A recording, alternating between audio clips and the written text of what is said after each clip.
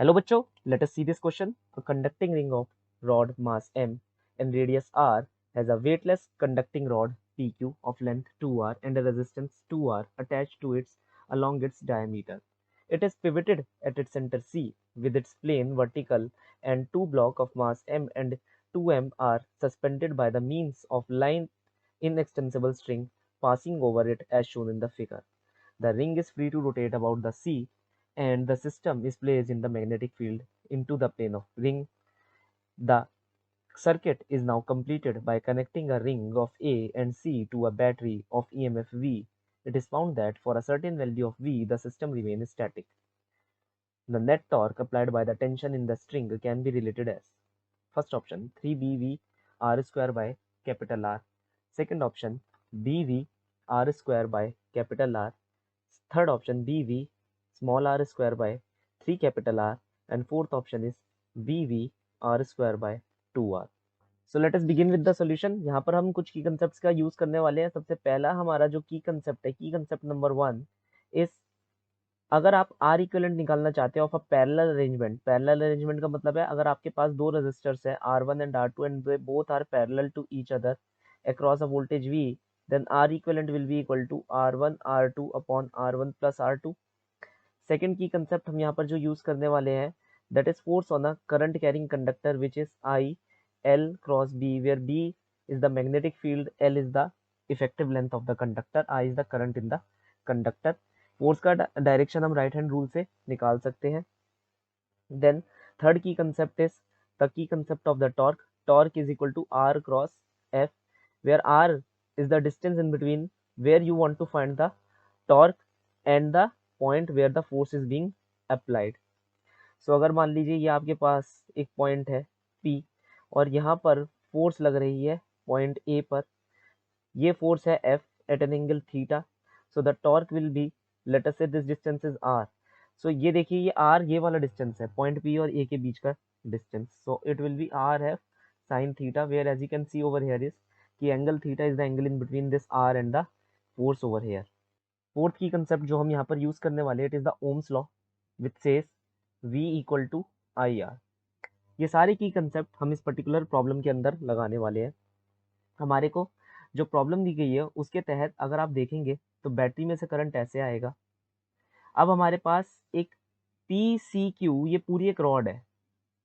मैं यहाँ पर क्या करने वाला हूँ, आप देखिए ये पोटेंशियल यहाँ पर A है, ये एक स्ट्रेट वायर से इससे कनेक्टेड है, एक स्ट्रेट वायर से इससे कनेक्टेड है, और इस वायर का ये जो रिंग सी है इसका कोई रेजिस्टेंस नहीं है। तो मैं ये कह सकता हूँ कि P का भी पोटेंशियल A है, Q का भी पोटेंशियल A है। अगर ऐसी बात है और हमें ये भी गिवन है कि जो ये PQ रॉड है इसका टोटल रेजिस्टेंस कितना है 2R, तो कहने का मतलब है इसके आधे हिस्से का रेजिस्टेंस होगा R और इसके आधे हिस्से का रेजिस्टेंस होगा R। तो मतलब PC का भी R है और CQ का भी क्या है हमारे पास R है।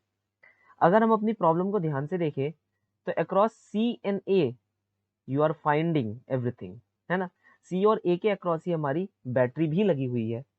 तो अगर आप C और A के अक्रॉस देखें तो ये जो रजिस्टर है PC और CQ ये किस में है, दोनों पैरेलल में है, क्योंकि दोनों का जो जॉइनिंग पॉइंट है C वो सेम है और जो टर्मिनेटिंग पॉइंट है A वो भी सेम है। यहाँ पर भी पोटेंशियल A है, यहाँ पर भी पोटेंशियल A है।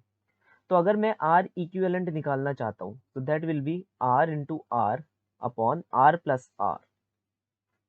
सो that will be R by 2। ये मेरे पास इक्विवेलेंट रेजिस्टेंस निकल कर आ जाएगा। अब स्टैटिक कंडीशंस के अंदर, इन स्टैटिक कंडीशंस अगर आप करंट निकालना चाहते हैं तो V equal to I R, Ohm's law आप निकाल सकते हैं। V हमें पता है, करंट हमें निकालना है, resistance of the whole branch हमें यहाँ पर पता चल गया। और मैं एक और चीज़ यहाँ पर स्पेसिफाई करना चाहूँगा, देखिए ये जो PC है और ये जो CQ है ये आपस में आइडेंटिकल है। तो मैं ये कह सकता हूँ कि यहाँ पर जितना करंट जाएगा मतलब PC के अंदर और जितना करंट CQ के अंदर जाएगा, याद रखिएगा वो भी क्या होगा, आइडेंटिकल होगा। लेट अस से the value of the current is I, लेकिन ये जो करंट बह रहा है इट इज कैपिटल I। सो यहाँ पर आके कैपिटल I दो भागों में बढ़ जाएगा, स्मॉल आई में, according to the Kirchhoff junction law. तो यहाँ पर V की वैल्यू तो V है, लेकिन R की वैल्यू हमारे पास क्या आ रही है, R बाय 2, जिसकी वजह से कैपिटल I की वैल्यू क्या आ रही है 2V बाय आर।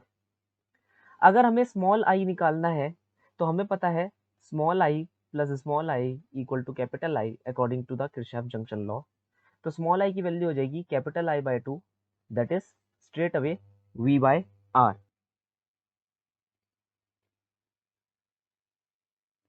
अब मैं ये कह सकता हूं कि मेरे पीसी और सी क्यू दोनों जो रॉड्स है उनके अंदर करंट आई जा रहा है। मैं यहाँ से आर हटा दूंगा, वो अननेसेसरी है यहाँ पर रखना। इतने में से करंट आई जा रहा है, इतने में से भी करंट आई जा रहा है। तो अकॉर्डिंग टू द सेकंड की कंसेप्ट दोनों के ऊपर फोर्स लग रही होगी।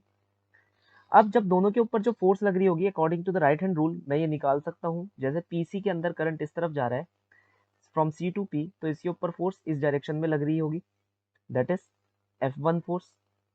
अगर आप ये निकालना चाहते हैं और आपको नहीं पता चल रहा राइट हैंड रूल कैसे लगाना है, तो सिंपल सी बात है, आप यहाँ पर अपना एक्सिस सिस्टम डिफाइन कर दीजिए। लेट अस से आई जे एंड के एक्सिस आपकी तरफ आते हुए है। देखिए करंट सी से पी जा रहा है, तो आपका जो लेंथ वेक्टर हो गया वो किस डायरेक्शन में हो गया, माइनस आई कैप डायरेक्शन में। यहाँ पर हम हर चीज रखते रहेंगे, माइनस आई कैप डायरेक्शन में आपका लेंथ वेक्टर हो गया। Cross with B magnetic field का vector inside the plane of paper है, that is minus K cap, minus K cap में है। तो यहाँ पर हम क्या कर रहे हैं, आई cap minus I cap cross minus K cap which will give you minus J cap. तो इसकी वजह से हमें पता चला फोर्स वेक्टर F1 नीचे की तरफ लग रहा है। In the similar manner C Q के लिए अगर हम फोर्स वेक्टर निकालना चाहेंगे तो वो कहाँ लगेगा, ऊपर की तरफ लगेगा, इट विल बी F2। आप यहाँ पर देख रहे हैं इसके लिए आई कैप है और जो हमारी वैल्यू है मैग्नेटिक फील्ड की वो पीछे की तरफ लग रही है, that is minus K cap है। अगर आई कैप क्रॉस के कैप का आंसर माइनस जे कैप होता है तो आई cap cross minus K cap का आंसर क्या होगा, प्लस जे कैप, जो ये बात को एविडेंट करता है कि F2 ऊपर की तरफ लगेगी।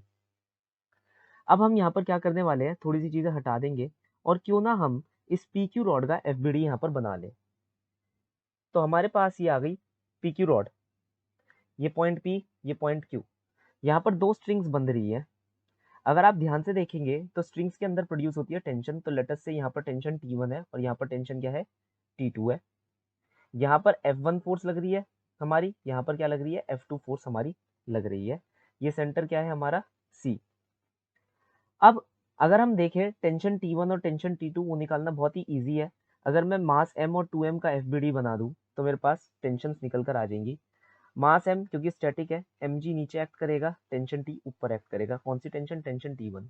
तो ये क्या हो जाएगा हमारे पास, mg under the equilibrium. Similarly 2m मास, तो 2mg नीचे एक्ट करेगा, T2 ऊपर एक्ट करेगा, तो T2 की वैल्यू क्या आ जाएगी, 2mg under the equilibrium. Equilibrium क्या कहता है, net force in the Y direction, X direction and Z direction is 0। तो हमारे पास ये निकल कर आ गया, क्योंकि हमें ये दिया हुआ है कि the whole thing is free to rotate about this point C. लेकिन जैसे ही मैंने ये वी वोल्टेज लगाई ये अपनी जगह रुका हुआ है, तो मतलब इक्विलिब्रियम यहाँ पर चल रहा है। अगर इक्विलिब्रियम चल रहा है तो मैं ये कह सकता हूँ कि total torque about centre C भी हम निकाल सकते हैं, and that should be equal to 0। Total torque about the centre C should be equal to 0, that is हम ये कह सकते हैं सारी टॉर्क, ये सारी फोर्सेस ये यहाँ पर क्या करने की कोशिश कर रही है, यहाँ पर टॉर्क बैलेंस आउट करने की कोशिश कर रही है। टॉर्क्स निकालने से पहले हम F1 और F2 की बात करेंगे। F1 या F2 दोनों का फॉर्मूला IBL ही है, क्योंकि वो दोनों आइडेंटिकल वायर पर लग रहे हैं जिसमें करंट का डायरेक्शन अलग है, तो हमने फोर्स के डायरेक्शन में अकोमोडेट कर दिया है। दैट इज उनका जो मैग्नीट्यूड आएगा वो सेम ही आएगा, that is ILB sine of angle theta. यहाँ पर एंगल थीटा या कह लीजिए angle alpha is the angle in between the magnetic field and the length vector over here. Length vector आप देख पा रहे हैं आई कैप डायरेक्शन में है और magnetic field minus K cap direction में ऑर्थोगोनल टू ईच अदर है। तो अल्फा की वैल्यू हो जाएगी यहाँ पर 90 degree, that is I can say that sine of 90 is 1। तो ये चीज हटाकर मैं डायरेक्टली यहाँ पर लिख सकता हूँ 1। तो दोनों के लिए फॉर्मूला आ जाएगा ILB। अब यहाँ पर length for both of them CQ और PR is R only which is the radius of this particular circle. तो यहाँ पर मैं लिख सकता हूँ BIR। हमने I की वैल्यू पहले ही निकाल ली है, ये देखिए ये स्मॉल आई है, कैपिटल I ये नहीं है। तो हम यहाँ पर क्या करेंगे, टॉर्क अबाउट सेंटर C हम निकाल लेंगे। यहाँ पर आप जरा ध्यान से देखिए, torque about centre C due to T1 कैसा है, एंटी क्लॉकवाइज, F1 कैसा है, एंटी क्लॉकवाइज, F2 कैसा है, क्लॉकवाइज। तो मैं इसे थोड़ा डिफरेंट कलर में यहाँ पर बना दूंगा क्योंकि वो क्लॉकवाइज है। तो उसे हम ग्रीन कलर से यहाँ दिखाएंगे। और T2 कैसा है, वो भी हमारा क्या है, सॉरी जो T2 है हमारा, ये हमारा F2 अभी भी एंटी क्लॉकवाइज है, F2 अभी भी एंटी क्लॉकवाइज है। और जो हमारा T2 है वो कैसा है, हमारा क्लॉकवाइज है। तो T2 क्लॉकवाइज है, T1, F2 और F1 ये तीनों क्या है, एंटी क्लॉकवाइज। तो मैं net torque about centre C क्या लिख सकता हूँ, 0। सो that will B T1 into this distance R। अब ये एंटी है तो मैं माइनस लिखूंगा, similarly minus F1 into this distance, ये यहाँ पर एक्ट कर रहा है, that is at the centre of this particular R over here, so this effective distance is R/2, so this is R/2। Similarly F2 यहाँ पर आप देख पा रहे हैं वो भी एंटी क्लॉकवाइज है, वो भी R/2 डिस्टेंस पर एक्ट कर रहा है, यहाँ से कितनी दूरी पर एक्ट कर रहा है, R/2। और T2 क्या है, क्योंकि वो क्लॉकवाइज है और कितनी दूरी पर वो एक्ट कर रहा है, एट अ डिस्टेंस R, तो मैं लिख सकता हूँ all should be equal to 0। तो ये हमारे पास क्या निकल कर आ गई, हमारे पास टोटल टॉर्क की इक्वेशन निकल कर आ गई है, जिसके अंदर जस्ट हमें वैल्यूज पुट करनी है, तो मैं वैल्यूज पुट कर दूंगा। तो और इक्वल टू के बराबर में ले जाऊंगा, तो T1 है हमारा mg, तो mg/r, देन सारी वैल्यूज को अकोमोडेट करेंगे हम, bi r² by 2 for the F1 and F2 plus bi r² by 2 that should be equal to 2mg into r, हमने यहाँ पर से निकाल लिया। अब क्योंकि मुझे पता है i की वैल्यू क्या होती है, v/r, मैंने यहाँ पर निकाल रखा है, स्मॉल i की वैल्यू v/r है, मैं बस यहाँ पर i की वैल्यू रिप्लेस कर दूंगा, तो ये हो जाएगा mg small r plus bi r² equal to 2mgr। तो यहाँ पर से ये mgr मैं इस तरफ ले जाता हूँ, तो मेरे पास कितना बच जाएगा, सिर्फ एक mgr बच जाएगा, ठीक है। और i की वैल्यू सॉरी हमने v/r लगाई थी, ठीक है, तो v/r हम यहाँ पर लगा देते हैं i की वैल्यू रिप्लेस करके। तो मेरे पास यहाँ पर v की वैल्यू निकल कर आ जाएगी, the value of v is mgr, यहाँ पर हमारे पास बचा है। सो एक काम करते हैं, पहले थोड़ी सी काटा छाटी कर लेते हैं। देखिए एक r से एक r कट गया, क्या बचा, mg capital R, this capital R is nothing but the resistance, ठीक है। सो mg कैपिटल R अपॉन में हमारे पास क्या बच रहा है, b और एक ये स्मॉल r। तो ये हमारे पास क्या निकल कर आ गई, बैटरी का v निकल कर आ गया। और ऐसे ही हमने बैटरी के v को mgr बाई बी आर लिख दिया, दैट इज हमने उसे मास, ग्रेविटी, रेजिस्टेंस, मैग्नेटिक फील्ड और प्रोवाइडेड रेडियस से हमने उसे रिलेट कर दिया। अब हमें क्या करना है, हम एक और काम करेंगे यहाँ पर कि टेंशंस जो है उनका आंसर निकालते हैं, कि net torque of the tension हम यहाँ पर निकालने की कोशिश करेंगे। देखिए अगर आप ध्यान से देखेंगे T1 की टॉर्क कैसी है, it is anti clockwise, T2 की टॉर्क कैसी है, क्लॉकवाइज। तो मैं यहाँ लिख सकता हूँ net torque due to tensions it is equal to T2 minus T1, और कितनी कितनी दूरी पर है, ये r डिस्टेंस दूरी पर है। तो या तो आप ऐसे लिखिए या वरना आप एकोमोडेट करके लिख लीजिए कि T2 की क्या है, क्लॉकवाइज है, तो T2r, और T1 की एंटी क्लॉकवाइज है तो माइनस T1r, आप डायरेक्टली भी ऐसे लिख सकते हैं। Then what I can do over here is कि मैं अपनी प्रीवियस इक्वेशन पर वापस जाऊंगा, ये वाली, यहाँ पर से ध्यान से देखिए, आप ये एक्सप्रेशन निकाल सकते हैं, ये वाला आपका T1r और ये रहा आपका T2r। तो T2 minus T1r equal to F1r/2 F2r/2, है ना। मैं यहाँ से इक्वेट करके ये आंसर को लिख सकता हूँ। So it will become that must be equal to F1r/2 plus F2r/2। हम यहाँ डायरेक्टली इस इक्वेशन को यहाँ पर लिख सकते हैं, या फिर इससे भी आसान तरीके से हम काम कर सकते हैं। देखिए अगर आप F1 F2 लगाएंगे तो इवेंचुअली क्या है, आपके पास करंट आएगा जिसके अंदर आपको वोल्टेज की वैल्यू पुट करनी पड़ेगी, and then you will be getting the answer. आपको पता है T2 की वैल्यू कितनी है आपकी, it is 2mg, so it will become 2mgr minus T1 की वैल्यू कितनी है, mg मल्टीप्लाइड बाय r, तो आंसर कितना आ जाएगा, mgr। लेकिन यहाँ पर अगर आप देख पा रहे हैं mg स्मॉल r की वैल्यू, mg कैपिटल R की वैल्यू क्या है, v इंटू बी आर। यहाँ पर से देखिए mg की वैल्यू चाहे तो आप यहाँ पर भी रख कर सकते हैं अपने आंसर को, दैट इज मैं यहाँ पर क्या करने की कोशिश कर रहा हूँ, मैं ये जो mgr है इसकी जगह आंसर किस फॉर्म में निकालने वाला हूँ, वोल्टेज, मैं लिख देता हूँ वोल्टेज, मैग्नेटिक फील्ड और रेडियस और रेजिस्टेंस की फॉर्म में भी मैं आंसर यहाँ पर निकाल सकता हूँ। तो यहाँ पर हम क्या करने वाले हैं, mg की वैल्यू मैं यहाँ से निकालूंगा, so mg is equal to capital V B small r upon capital R। तो इस चीज़ का यहाँ पर हम यूज़ कर सकते हैं, तो आपके पास आंसर क्या आ जाएगा, V small r square capital B by capital R। तो ये वाली वैल्यू आपकी आ जाएगी टेंशन की।